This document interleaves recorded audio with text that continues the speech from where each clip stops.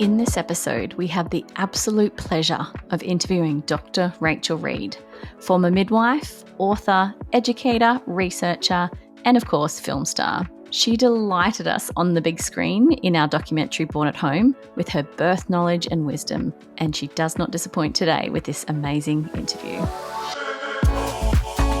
Welcome, welcome. Amanda, did you know what day it is today? It's a child-free day for me. It is a child-free day. It's the only thing I have exciting today. The only thing. The only thing. Not our That's special all. guest. Not our special I'm guest. very excited about our special guest today. Yes, we have the amazing Rachel Reid on the podcast today, and we couldn't be more excited. She's just one of my favorite ladies since doing the film. And for those that you don't know, Dr. Rachel Reid was one of the stars of Born at Home.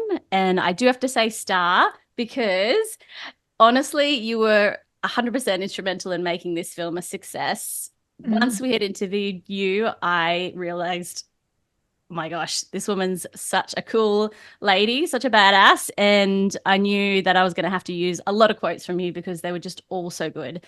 And I was right. People adored you. People loved you in the film, and they got so much out of the sections where you were able to go into the magic of birth. I mean, your bio is amazing. You're a former midwife, over 20 years experience, an educator, researcher, international speaker. Oh my gosh, film star, of course, now, author. Your book, Reclaiming Childbirth, as a rite of passage. It's just so well known, and it comes up very, very often when people talk about required reading for birth. So that is amazing. And of course, you are the co-host of the incredibly popular podcast, The Midwives Cauldron, which if you haven't watched it, get on there, watch it. All their episodes are just so in-depth and full of knowledge. So Rachel, welcome. Thank you. Goodness, that was it. I feel quite tired listening to that. Oh my God. Well, we know that you love praise, so we kind of wanted to really warm you up. Yes. No, she's a very humble, modest lady. But also I just wanted to, straight off the bat say thank you so much for being in our film. We were so blessed to have you, and I've told the stories before. I really didn't understand who we were interviewing when you rocked up to my house. I was overwhelmed, with other family life and business life, and so I was just made sure I had all the camera gear ready, and Amanda did all the prep for the interview questions. So I just kind of showed up and filmed, and once you started speaking, it just blew me away. It actually helped heal me a lot from my first birth, even just listening to your words. So I know what you've done for people who have actually watched the film and gotten that magic all together with all the imagery and the music and the emotion. So firstly, thank you for that. That's huge. But also, you're just such a cool lady in general. Like, I remember after you left, I just looked at her and I was like, who was that? She's amazing. And you're like, yeah, I told you.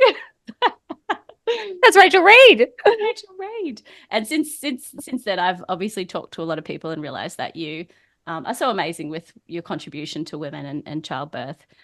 So just a big thank you to start with. Thank you, Rachel Reid.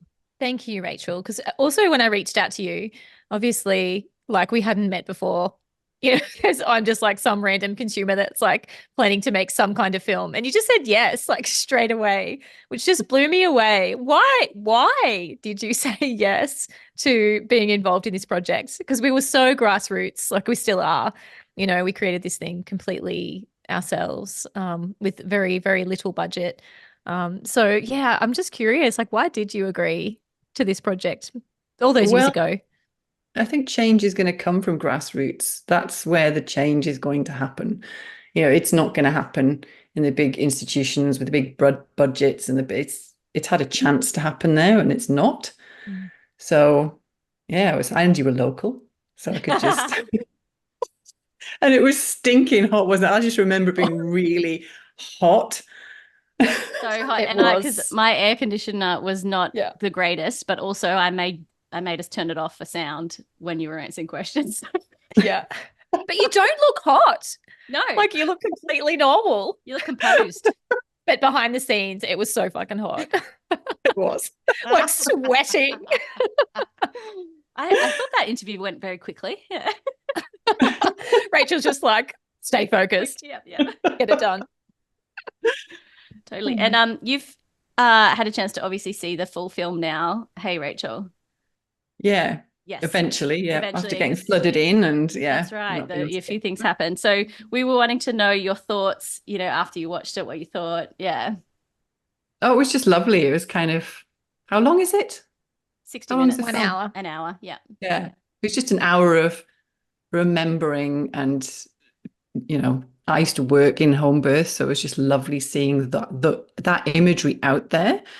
And I think that's kind of part of the important thing is getting these images, getting these stories out to women so that they can see and hear different ways of birthing from the mainstream imagery, which is completely different to, you know, your film was birth is an empowering family community-based, you know, event versus what we see in films and what we see on the media, which is it's an emergency or it's, you know, a woman screaming, someone delivering her baby or saving her.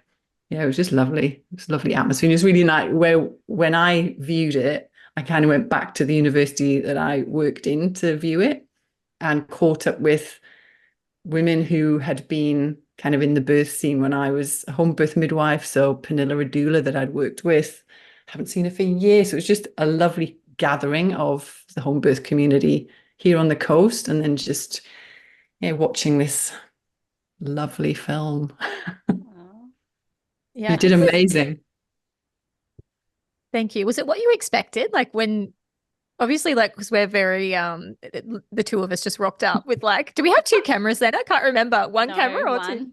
Like hardly any gear, like a broken light. And you know, was it what you expected like after meeting us, I guess, and then seeing it come together? I don't think I had any expectations, to be honest. I mean, it was really professional. It was like a proper film, but I don't think I expected it not to be. I had faith in you. Oh, thanks. We can birth a baby. We can birth a film. So easy. I know, you can do it. Yeah. Yeah. That's like when you just were talking about, you know, the images on the media, that really got to me as well. It was one of the most profound things that I remember from the interview was when you were talking about how we groom women, you know, to think that they need to hand their power over. You know, the doctor's going to be able to tell them when they're in labor, how far labor is, and they'll deliver the baby. When in fact, once you've actually had a baby, you realize that you're the one doing the bloody work. Like it's you're delivering your baby. Like the baby and you are doing the work together. And, you know, we didn't get to sort of fully flush out that idea, I think, in the film.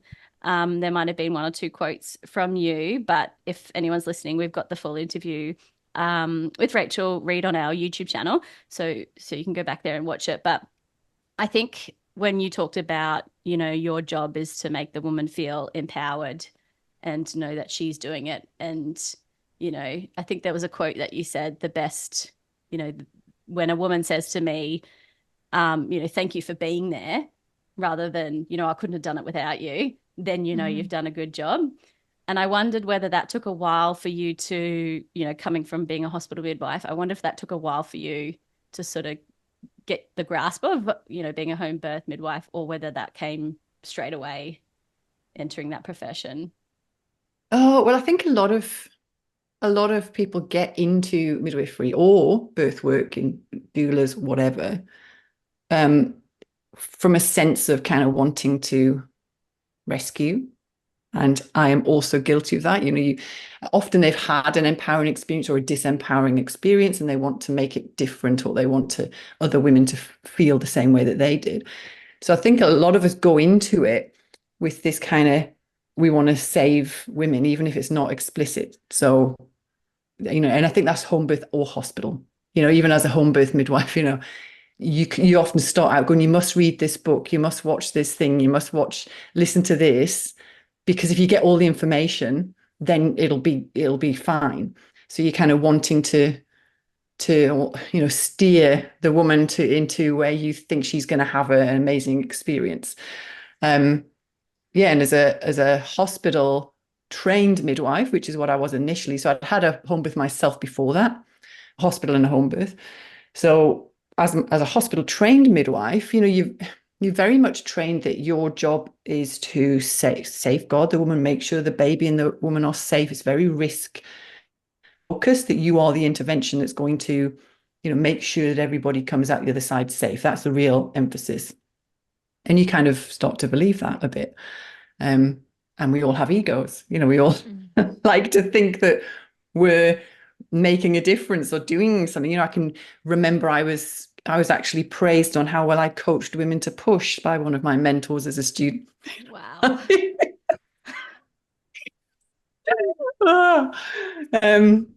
Yeah, and that's how we're trained, is the things that you do are praised. And you're not taught to reinforce the woman's power. You're taught to do a lot of skills that you are then taught are have to be done to save the woman. You have to put your hands on the perineum, otherwise the woman is going to tear. You have to do these things. You have to do these skills. It's very skills based, and it still is today very skills based. So that's kind of how we train to be midwives. Even if we end up in home birth, that's our background, is we have to, if you're going to get that registration, do your time in the hospital, learn how to follow that culture. And it can be a big shift to come out of that. And I don't think I really came out of it. I wasn't telling women to push when I was a qualified midwife. I got out of that quickly. But it wasn't really until I did home birth in Australia. So home birth in the UK is kind of under the NHS. Very different. I think that's what we're going to end up with here, but actually a lot worse. But that's another story. So it's, the NHS, women having home births. I was the midwife, the community midwife who would attend the home births, but you were really bringing the hospital into the home. You expected to. We kind of didn't, because we weren't being watched, so we didn't. But you had the partogram from the hospital, you have the notes from the hospital, you reported back into the hospital and put all of the data into the hospital system, because you were effectively working within the system. So I don't think I really got it until I was in Australia and I set out into home birth in Australia.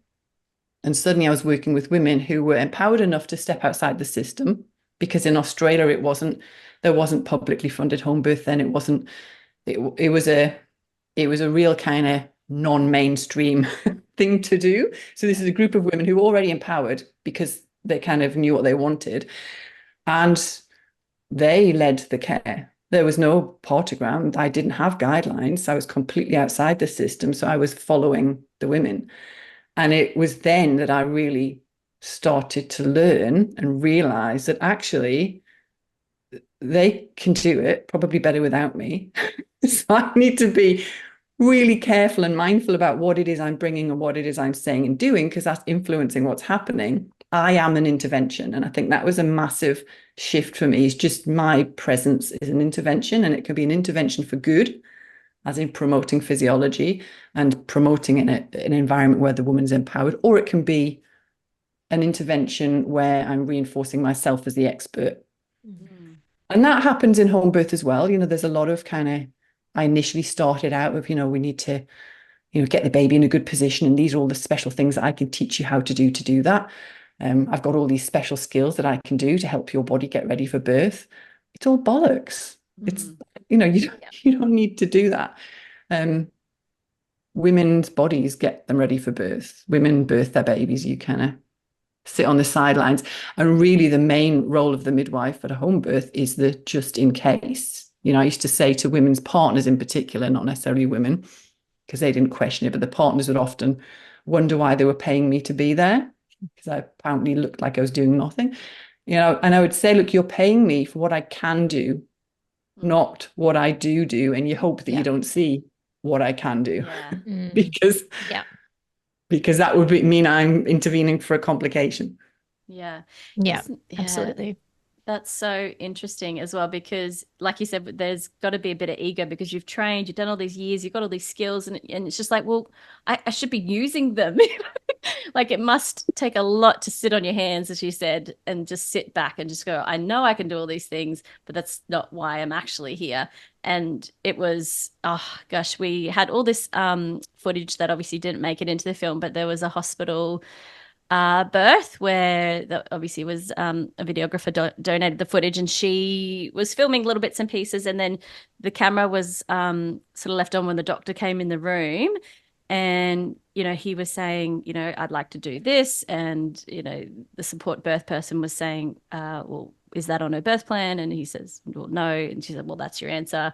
And okay, well, I'd like to do this. And again, no, she's doing really well. Let's just, let her do her thing. And then another suggestion. And you could hear the birth worker, getting a little bit annoyed at this stage, just kept bombarding with questions. And then the doctor just got exasperated and said, well, I don't know what you want me to do then. And they said, just be here if you needed. And he just kind of stormed out of the room. But it was just, yeah, that feeling like I'm here to do a job. I have all these skills. You should be utilizing these skills. But it's not. That's not what it is. One of my also favorite questions that we asked and that you went into was around variations, which I figure would come along that, relearning or unlearning of that home birth journey, where you realize that every woman's different, every baby's different. So every birth is different.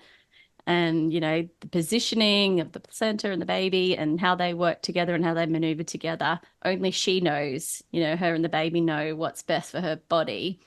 And I had not really thought about it until you spoke about it in the interview, about variations, and just standing back long enough and giving enough space so that thing that doesn't look normal can work itself out, and what is normal, quote unquote. So yeah, again, was that sort of another realization for you in home birth, being a home birth midwife? Yeah, because what happens in a hospital setting often is that there's these parameters that are set.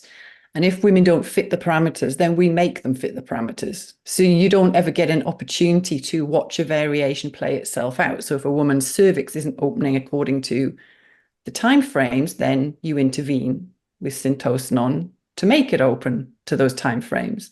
So you never see what happens if you don't do that.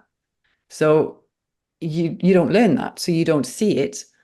So you don't believe it. And it's not until, and like, again, for me, it was, I mean, we used to push the boundaries at home birth in the UK, because, we weren't in a hospital setting and it was a lot more relaxed, and you're on the woman's territory. So it's a bit more, and women will often just say, no, I'm not doing the thing that is recommended.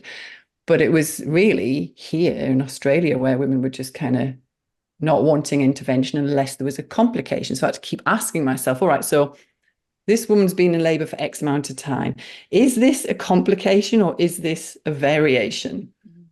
Is the mother well? Is the baby well? Those are the two questions that I would kind of ask myself, and then tell myself to shut up if that was the case. And that's when you kind of saw, oh my goodness, a baby can come out even though the contraction pattern is inefficient, according to, that this woman's variation of contraction pattern worked for her, that this variation of the position of the baby or there was all kinds of variations that were all of a sudden babies were coming out, and you were watching them move through and birth their babies because you weren't kind of getting in and getting in the way. But I also think that there are the nuance between complication and variation is really difficult, and it's really complex, and it's very individual. So the way in which birth workers and midwives work is we like black and white. So we like, well, 2 hours is too long, full stop. And you can't answer that. Well, 15 minutes of pushing might be too long for one woman and baby. That might be a complication depending on what's happening for that woman and baby. And 3 hours of pushing might not be a complication, it might be a variation. There's so many other things that you've got to kind of pull on and take on board to work out whether it's a variation or a complication. Usually the woman will know. So women will often get a sense if they are supported to be birthing instinctively, and they're in that place where they trust themselves, they're connected to their baby, and you're not distracting them and disrupting them. It is usually the woman who will identify the complication first. She'll be the one who says, this doesn't feel right. I'm worried about something.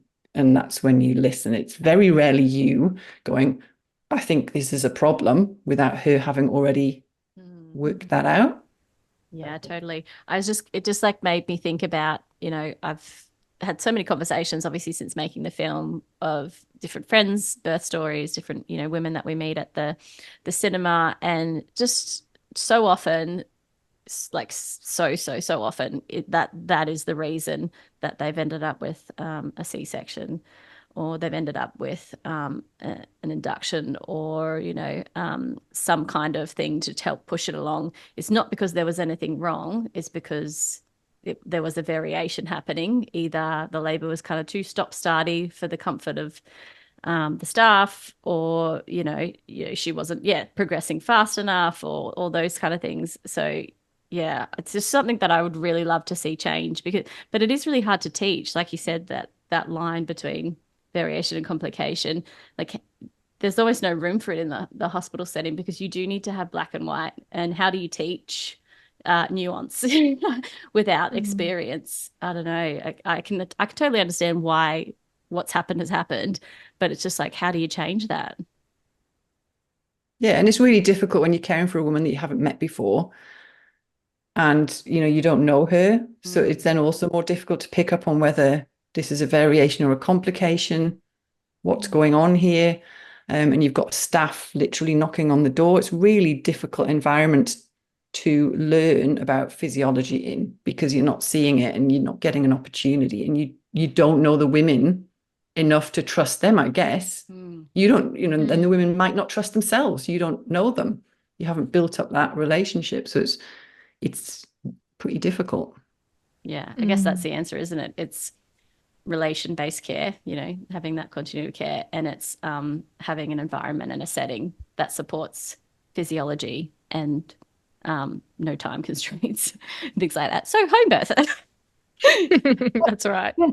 I mean, you saw bits of, when I was working in the community in the UK, we were like a community team, and the women chose where they birthed, so that wherever they birthed, we kind of followed them, either hospital or home. Most of them birthed in hospital, because most women will choose hospital.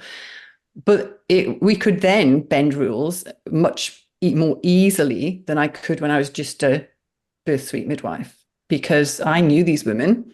So you were kind of going in, you had not an investment in terms of like, you had to really, you had to learn to not emotionally invest in their decisions and the outcomes, but you were certainly, you were working for them. So, you're going into the hospital with them. The hospital staff are not your colleagues. They are, but you don't work with them day in, day out. Your team is your colleagues. So it's just a very different dynamic to when you're on birth suite. And it's almost like, when you're in a big, busy birth suite, there's this like camaraderie that you build up with your colleagues, and your allegiance is almost to them. And then you've got these women coming in that you don't know, you're never going to see again. You're going to look after them for a 12-hour shift. If the baby doesn't come out, you might not even find out what happened. You go home and come back in and they've gone.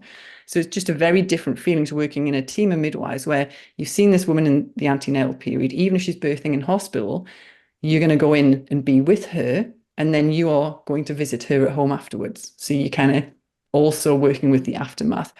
That gives you a lot more power and trust of the situation and your assessment of the situation to say, well, no, we're not doing that, or we're not putting the monitor on. And also the hospital team would just pretty much leave you to go, oh, that's one of that woman belongs to this team, so we'll kind of keep out of the way. But also in the UK, I think what it's very different to Australia is that there's this real or there was, I know things are changing a lot over there, lack of funding, et cetera, but there was a real respect between the obstetricians and the midwives, in terms of the obstetricians wouldn't even get involved. You referred to them. So most women would never see an obstetrician or a doctor during their pregnancy, because we were the ones who would actually refer to the obstetrician or the GP if need be. Whereas here, all the women were under an obstetrician, would have an obstetrician visit, would have obstetricians wanting to know what was happening in a room where there's a woman who's just having a physiological birth. It's nothing to do with them. So it was also very different culturally in that terms as well. So I think continuity of care from a midwife makes a lot of difference, even if a woman is birthing in hospital or home.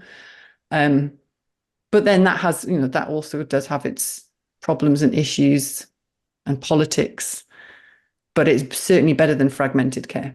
Yeah, that's what it is, isn't it? It's like this, what you said about the aftermath, that the doctors and the hospital midwives, or the ones that aren't part of the MGP group, they won't see that aftermath, and so that they don't take responsibility, or I guess a greater level of responsibility for the interventions and the actions, because they don't get to see what happens afterwards. Whereas I think if you knew how often birth trauma happens, you might think twice about some things that you're about to do, just because they are, normal policy.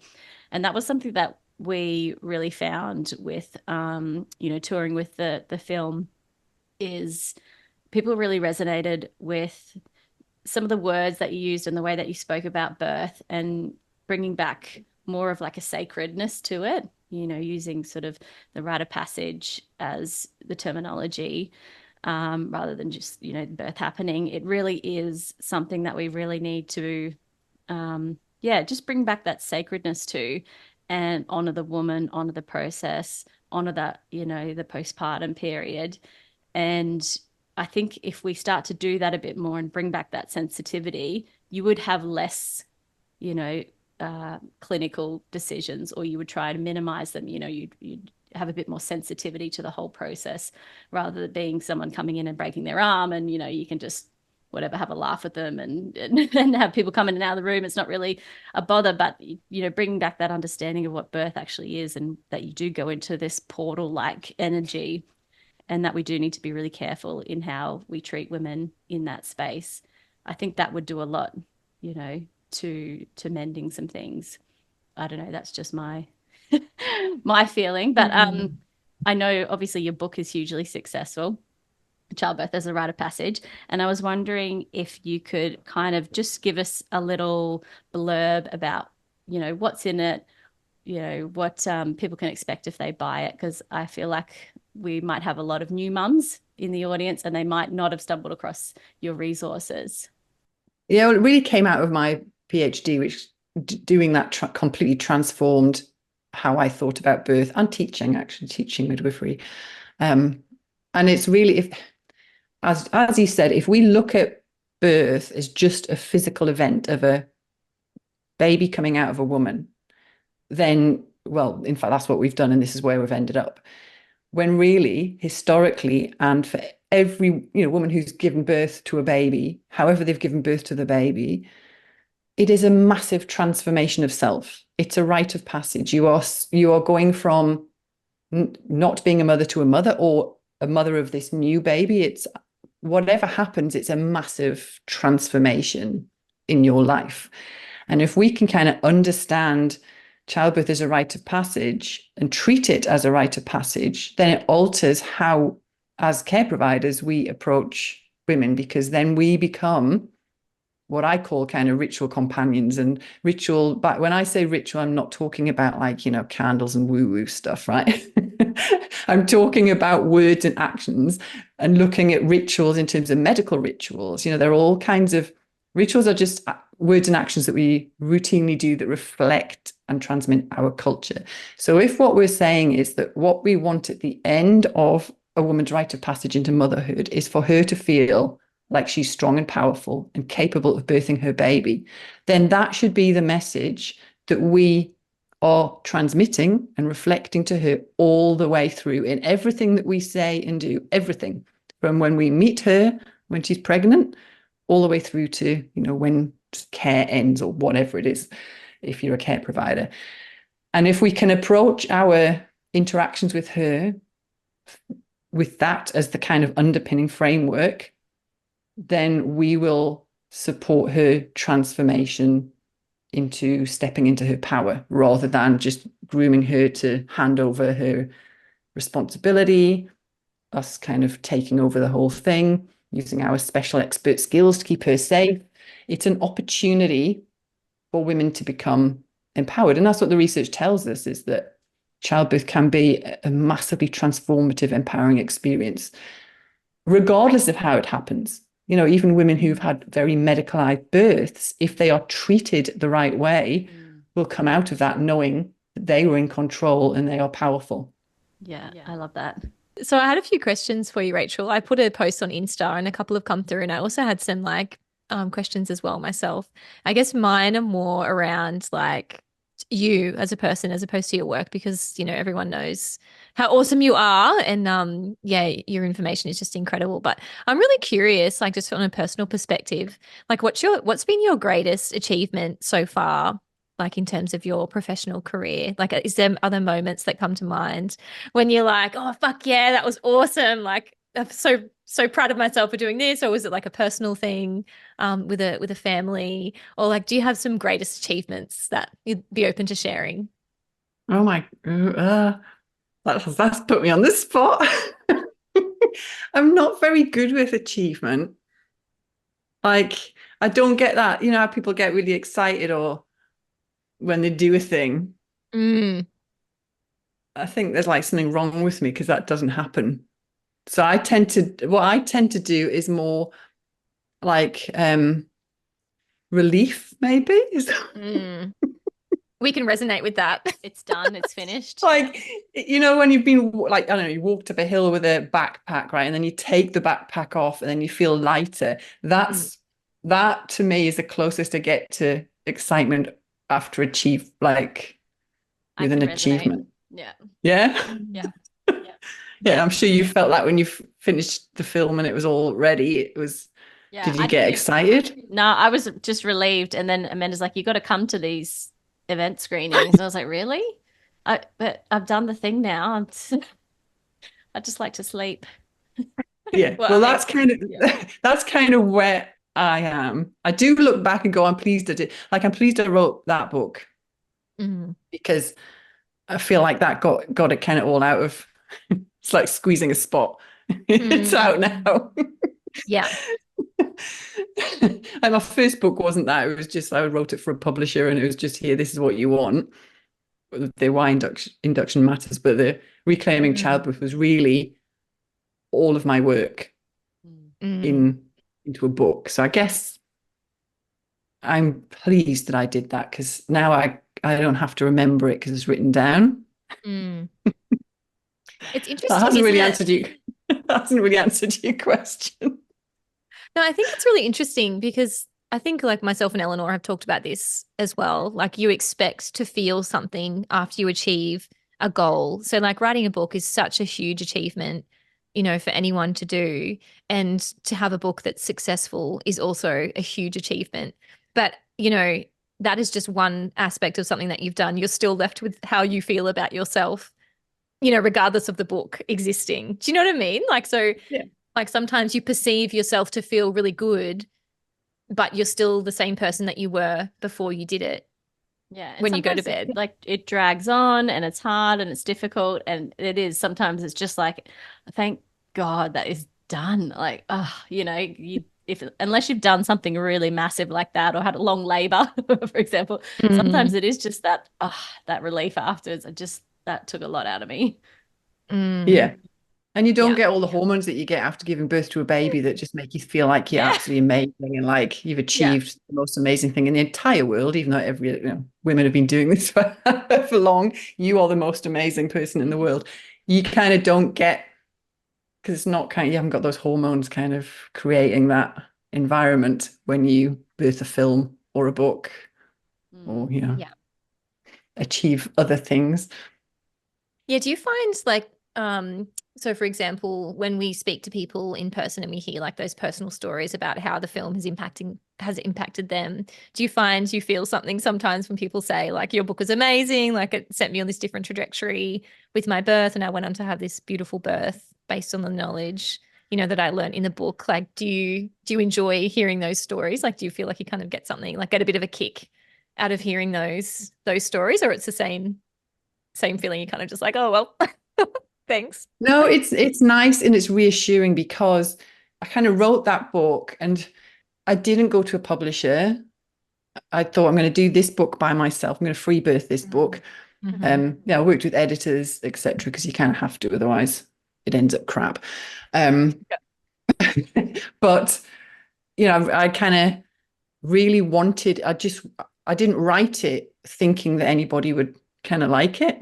Do you know what I mean? It was almost like I needed to create this for me. And I wrote kind of the book that consolidated everything that I'd learned, almost what I wish I'd known before when I first started being a midwife, what I wish I'd known before I gave birth, what I want my daughter to know if she has a baby. That was what I kind of wrote, and then put it out there. And then, yeah, when you get messages back from women who I don't know saying this book changed my birth, or helped me process a difficult birth, or helped me prepare for my next birth, or make decisions, then it's really validating that, that was actually worth all of that. Yes. All of that, I'm sure film's the same. Honestly, I came out and I'm never doing that again. So far, I'm still saying that. It was epic. It's exhausting. It's all consuming. That's all you do is, write a book for a year and a half while also working full time. So it's just validating that was actually, it's not just helped me, that it's actually changing. It's helping women see their power. Yeah. I think we're the same, aren't we, Banks? It's kind of like you finish that and you're like, oh, never again. And then like one person says, oh my gosh, I've changed my mind. I'm going to have home birth. And we like look at each other and go, should we make another one? There's two of us here, Rachel. I think that's what makes doing something else easier. You've forgotten the pain quicker than I did. Yeah. Yeah. Yeah, because, it's one of those things like people just assume, when you've had something successful that you're like rolling in the cash as well. It's like, oh, that was worth it for money. And it's like, you don't do any of this for money. There's not a lot of income in, creating things. It's just like you do it because you believe in it. And that's the reason why we created the film as well. Like the same as you, we wanted to create something that would have helped us at the beginning of our journey. And I guess both of our three intentions are so pure with it all as well. Like you're just creating something to help people and to squirt it out of your brain too. Because it completely changes. If you start to think, I want to make something that's going to make money or be popular, you're now not aligned with what it is that you're trying to do or need to do. And it's certainly not writing a book is a lot of hours for not a lot of income. Yeah. I'm not doing it again. Yeah, when you tally the hours up, like your hourly rate is like 3 cents. Yeah. Maybe $3 per hour or something. It's just And if you want to make money from books, you need to have a number of books that are all kind of selling pretty well to make any kind of a good income. And you need to self-publish because if you have a publisher, then they take pretty much all. You get 10% of the profit. Yes, we understand that 100%. Yes. And they and also if you've got like an investor or someone that's paying for it up front, then they usually want to have a say in it as well. And I'd find that really hard because I wouldn't be able to say like that, oh, we want to see more of this. I'm like, yeah, but that's not what the film asked for. Like I didn't edit this how I wanted it. It edited it itself. Like I just followed the creative energy. And so then that would take you out of your flow and you'd just be left in your brain going, oh, so what do I do? Like, I don't know how. Yeah. That would be really difficult. And that's the problem with research is with research, you're always working in a team or you're getting funding from grants. Unless you're doing a PhD, then you've got a lot more freedom to do what the hell you want because you're not funded. But it's the same, you've got then when you come out with findings, you've got your partner saying, well, we don't want to publish that part of the findings because it doesn't make this thing look very good. Really? So, research is that was unethical. No, research is totally biased. Of course it is, because it's big teams that are doing it that are funded. To get the grant funding, you've got to have a team together and the teams have their ulterior motives. And if you have a finding that's not something that people want to publish, then you won't publish. You won't focus on that finding and focus on this finding. That's crazy. Like you assume that, like you know that that's probably what's happening, but like to know that that's happening is just because it's research, like it's science, like it should be like this is the truth, like laid out what the research says. Like how? Research is totally biased. I wrote a blog post on it. and I've presented about it, just kind of following through each step of the research process and how and why it's influenced and biased. And that's my background is research. I've been involved in multiple research projects on teams, and it's of course it's biased, but that's my problem is the pretense that it's not. It's like, well, it is. It's influenced. Even the question is influenced by the culture. You know, the perfect example that I give of that is, you know, somebody actually did some research looking at, the problem that they identified was that in this hospital setting, there was a high forceps and ventouse birth rate for first-time mothers, right? Because these women were failing to push their babies out in the time frames, right? That was the problem. So what they decided to do was trial teaching women how to push more effectively. And that's right there. Why not trial getting rid of the bloody time frames? Yeah. Or like active birthing, like stand up. How about getting rid of the time frames that aren't supported by research anyway, instead of pointing the finger at the woman as the problem and like trying to teach her to put. But that's what I mean. Just from the very question that's asked is influenced by the culture. That's right. Oh, it's so frustrating, isn't it? And then like so I'm an acupuncturist, and you know, people are like, there's not enough evidence for that. And it's like, well, like the evidence is biased, like as you're saying. So why are we spending and focusing so much on this aspect of if something works or not, instead of looking at anecdotal evidence or empirical evidence, you know, what we know works. Yeah. And it's like the home birth. I've just had somebody in my collective today asking if I do a lesson on home birth and the research for home birth. And I kind of went, oh, it's actually something that I am not going to start arguing statistics about home birth. You know, really, home birth is not an intervention. The intervention is hospital birth, because the default is to birth in your home. So what needs to happen is we need research evidence to support that it is safe and effective to birth in a hospital, because that's the intervention. You know, when you're trialing medications, the experimental arm is not the arm that's not getting the drug. It's the arm that is getting the drug. Right. And in home birth research, the experimental arm is the group that are having the home birth, as if it's like an intervention, and it's not. So right from the beginning, it's all, you know, set up wrong. And then, you know, and it's so complicated to do good research about home birth because of the group of women who choose to do it. You can't randomly allocate women to a birth setting because that's not ethical. So you're not going to get the big randomized control meta-analysis, blah, blah, blah, to support home birth. But why? We don't need to. We need to stop. The research that we've got is arguing around, generally, there's better outcomes, full stop. There's a little bit of argument about tiny little, less than 1% chances for babies maybe having worse outcomes at home birth in some studies versus other studies where they don't. It's like, are we really going to start arguing over those tiny little 0 point whatever percentages? Yeah. So I just, I try not to enter the home birth debate. We don't have to give evidence about home birth being safe and effective. The hospital needs to provide us with evidence that it's safe and effective to go in there to have your baby. Yes. Totally. I literally have something written up on Canva waiting for the right time to release saying exactly that. Like, the evidence is, it's home birth is safer or safe, but we need evidence to prove that hospital is, kind of thing. Yeah. And I'm like, I'm just waiting. And we need to stop. And it's often women who are wanting home births who have had home births wanting evidence to justify the decision they made or want to make. So you don't have to justify any decision. If you want to have a home birth for whatever reason, regardless of whatever risk you may or may not be perceived to have, you can do it. You don't have to justify it. You don't have to give a reason for doing anything. Yeah. Yeah. Yeah, totally. Yeah. Even when we're talking to Katie, co-host of Midwives Cauldron last night about breastfeeding, how it was like, all the marketing is like the benefits of breastfeeding. It's like, no. Breastfeeding is normal. Like, let's not say it's this, extra special thing that you can choose to do that's got benefits. It's just the baseline normal.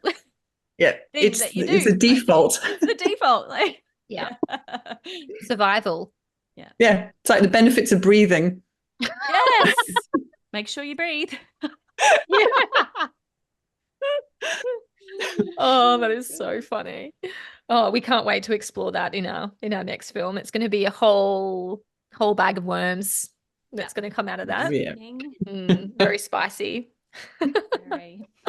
Oh, I've got another question here. I don't know if you want to comment on this. It's not, it sounds terrible, but it's not. What do you think about the insurance debacle with the new budget getting released? For those that don't know what that is, or Are you, did you? What do are you you think? ready for negativity though? Yeah, I love it. Bring it. I'm going to update my blog post that I said I wasn't going to update anymore and I tapped out of, but I'm going to do it this week. I started writing blog post about home birth midwifery in Australia. God, I can't remember when it was, probably about a decade ago now, when all the changes came in about Medicare and etc. And then I just kept updating it and then I just tapped out. But I think I probably need to go back in because I was being a full-on, hag with my crystal ball and being really negative about it all. But I actually can't resist going back in and saying, I told you so. Yeah. So I think just this is the end game that was inevitable. So the plan was, the strategy was to bring midwifery back into, because we'd managed to kind of claw our way out a little bit in terms of private practice midwifery when I practiced. And we've been pulled back in again through the tethers. And midwifery, I'm sorry, but midwifery has gone along with this because they've taken the crumbs. They have accepted the crumbs and have failed to notice that the cake is being eaten and there will be no cake. Because we wanted the kudos. We wanted the kudos of being validated and recognized by medicine and by society, by having Medicare and being like legitimate. And that's what we went with. And, I always said the absolute line in the sand should have been the collaboration with an obstetrician. They should have walked away from the table and said, we're not doing it. Yeah. But they didn't. They accepted it. And now they've only just clawed their way out of that. 10 years later? They've only just managed to get rid of that control of medicine over an autonomous midwifery profession. But it will just happen in other ways now. And with this latest, so what they've done with the insurance is they kept giving an exemption. Meanwhile, we've had an increase in publicly funded home births popping up around the country. So what I thought they were going to do was get to that exemption at some point and then say, and this is, I think, what is going to happen. Well, we don't need an exemption. We'll put in, because we don't need an exemption because women have access to home birth. They have access to home birth through publicly funded systems, whether that's through the hospitals, this is what I thought it would be, was, visiting rites, etc. Maybe private practice midwives would maybe get some kind of insurance product through that. But anyway, so what they are doing is they're now saying, they will say, well, we don't need to provide an exemption because women have access to home birth. And then the question is, yeah, but not all women. Well, the women who don't shouldn't. We're not going to support dangerous home birth. And the women, so this insurance product is for low risk women, isn't it? I haven't fully looked into it. I've just kind of been seeing the rumbling. So we're going to get an insurance product that covers private practice midwives for low risk birth. What's a low risk birth? What is a low risk woman? Yeah. Very small minority. Are they going to, and if it's an insurance product, we end up working for insurance. I didn't have insurance because it wasn't available and I didn't want it, because as soon as you get it, you are now working to meet the requirements of your insurer. And insurers are risk averse. So my guess is that in order to access your Medicare for your home birth, you are going to have to be deemed low risk. So you're going to have to be screened for gestational diabetes. You're going to have scans to make sure that, the placenta's where it's meant to be, blah, blah, blah. So you're going to have the screenings and you're going to have to remain low risk. I used to categorize, according to the Australian College of Midwives consultation and referral guidelines, the women that I cared for, because we did have that working document when I was working. And you could use that to say to a woman, look, your category, whatever, so I need to recommend this, but it's absolutely your decision what you do. and this is, why, and blah, blah, blah.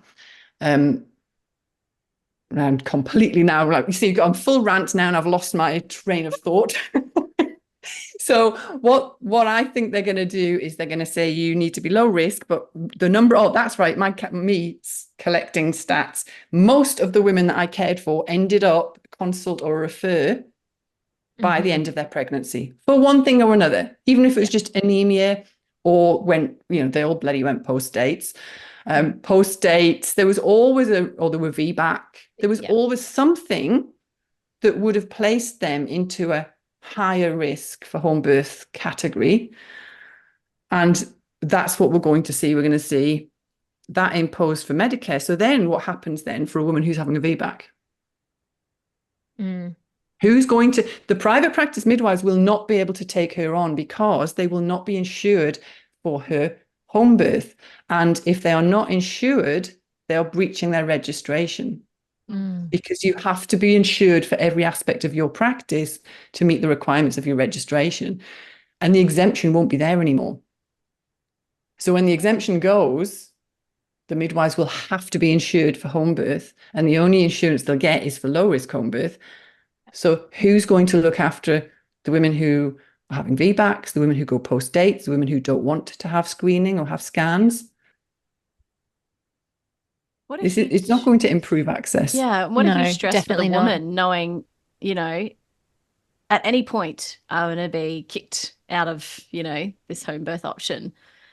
Just stress the whole pregnancy. And it's not safe. Like, it's not safer because like if I was in that situation, I would free birth, even though had planned for a midwife. So that's not a good reason to make that choice. It's fine if you're making that choice from the beginning and you're empowered in that decision. But if you're forced to, then that's not, I guess that's the same way as when we're not concerned about women's safety truly, because if we were, we'd have good access to all the options and allow women to operate autonomously throughout all of those options. But it's just not the case.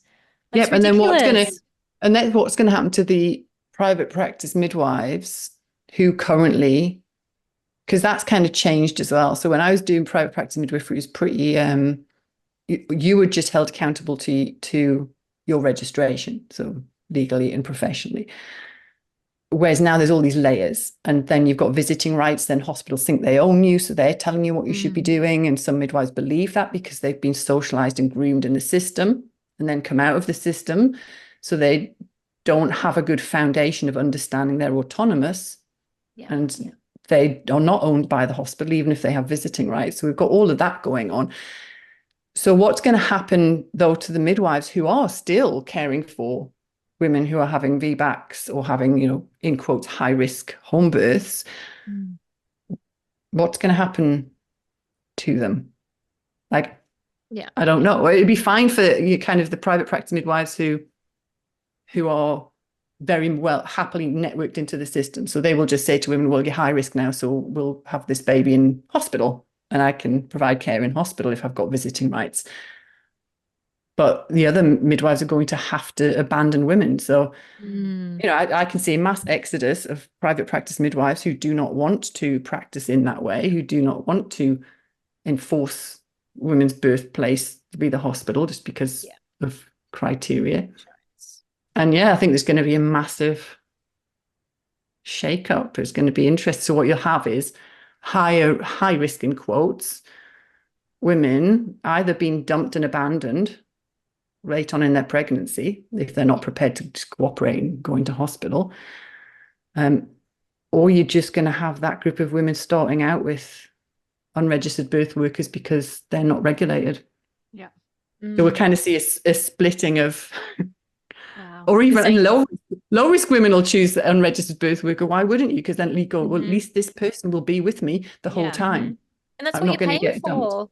Like when you're, because cost is a factor that people need to consider when they're looking at private practice midwife for home birth. Why would you pay for someone to abandon you or possibly abandon you later on? Like we don't care about registration. Like we care about like someone's reputation, their experience, their skill set. Having an intact birth support system. 100%. Like I don't care if they're insured or not, you know, and if you have that solid relationship with someone, then like you trust them to be, you know, to provide you with the information to assist keeping you safe as well. Do you know what I mean? Like it's And I just mean, at the moment, to be fair, midwives can still abandon women in Australia. You weren't allowed to in the UK, so it was so much easier as a midwife because the woman owned the decision and you just provided care and you had an obligation to go to her home birth. Here, you are allowed. I mean, I think it's utterly unethical from my perspective. When I was a midwife, if I took a woman on, after that meeting and there was an agreement that I would be your midwife, it just didn't matter which way, wherever it went, I would be a midwife throughout, even if we fell out or whatever. It was, I would step all the way unless you fired me. And, you know, I would, if you chose to have your baby at home and you're high risk, then I would go, even if I recommended that, you know, this is high risk. And I would recommend hospital. If a woman still went, well, I'm having the baby at home, I would attend home birth. You're not going to be able to do that. So once because I could do that and it was perfectly legal for me to do that. And now it is perfectly legal. So, you know, a lot of home birth midwives will attend women who are deemed high risk at home because legally they can. Once that exemption's gone, they will not legally be able to attend a woman at home who is considered high risk. It's just crazy. Like all the VBAC women. It's just ridiculous. What can be done? Like it's messed up. What do you have any ideas on solutions? Like do we rally? What do we need to organize to, you know, do we need like a petition? Or I know there's you know, lots of talks going on at the moment within like the individual midwifery circles, but you know, as a consumer, yeah, do you have any advice for people with this issue coming up? What can we do? Well, I'm a bit crap when it comes to stuff like that. I think my forte is pointing out, you know, as my friends will say, you know, I spend my whole time pointing at things and going, that's wrong and this is why it's wrong. But like, I'm not very good at then saying, well, but this is how we could fix it. That's not so I don't. You're the canary. Yeah. Or I'm like, yeah. You're the bird in the well.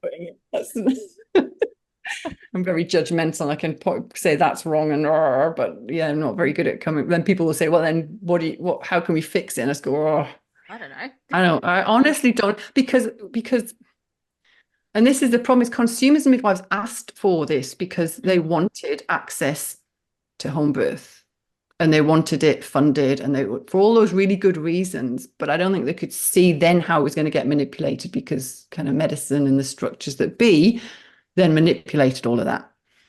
And I don't know what the answer is. I really don't. I don't know whether we need to just absolutely burn the whole thing down and start again. Yeah. Yeah, that's a good. We can chat to Asia. We can get her on. We plan to get her on the podcast soon. So I'm sure she's got some fiery ideas on and like I say, I don't think it's not going to come from within the institutions. And that's, you know, why I supported your film. It's going to come from outside. It's going to come from activism, grassroots level activism, and just refusing to go along with it. Yeah. So, Rach, we're running out of time now. So we want to know what's happening for you right now. Do you have any speaking engagements? Is there another book on the horizon? Obviously, you've got your amazing podcast, but is there anything else that you've got coming up? I'm speaking at the Home Birth Australia conference. Yes. It's local to me. I am speaking at the Strength to Progress conference in WA again, which was awesome last year. So I'm looking forward to that again. No, I am not writing a book. Sarah Wickham keeps coming up with ideas. You could write. No, I couldn't, Sarah, because that would involve writing a book. Not writing a book. I don't have any plans for anything really at the moment. I'm really just focusing on my collective. So my Reclaiming Childbirth collective is a fantastic group of mostly women who work in birth, and I just create a lesson and do Q&As, and I'm actually really enjoying it because I've kind of got my own little people together, my own tribe, and they're open to challenges and discussion and disagreement, and it's just a really lovely space. So that's all I'm planning to do, is just focus on that little collective. Is that something people can join? Is that like a course that you do, or? Yeah, it's just a membership. So if you go to my website, you kind of find it. And yeah, it's just a forum and lessons each week, which let me go really in depth into topics, because they're up to an hour long, so I can really get in there and look at the research and the physiology and the pathology and the Q&A. So they always ask me some awesome questions that take me an entire day to research the answers to. So yeah, and I'm enjoying that. And it's, I'm working like 3-4 days a week for a change, and I used to just work every day. So I'm really enjoying scaling it back and focusing down. Yeah, that's good. You've earned your time, that's for sure. You have. Amazing lady. So there you have it. You've got Rachel's book that you've got to go out and buy. You've got to jump on and listen to the podcast, The Midwives Cauldron. There's so many good back episodes Amanda and I are working our way back through, especially for research for the next film. It's just, so much good information. And then jump on the website and have a look at that membership. Maybe we should have a look at that, Amanda. Yeah. We're working through Katie James at the moment. Yeah. Oh, thank you so much for joining us, Rachel. We just so appreciate your time for the film, for the podcast, just for being you, Thank you for being you. Thank you. Thank you so much. Thank you for all you're doing. It's a lot of work, but it's definitely paying off. It's making huge change.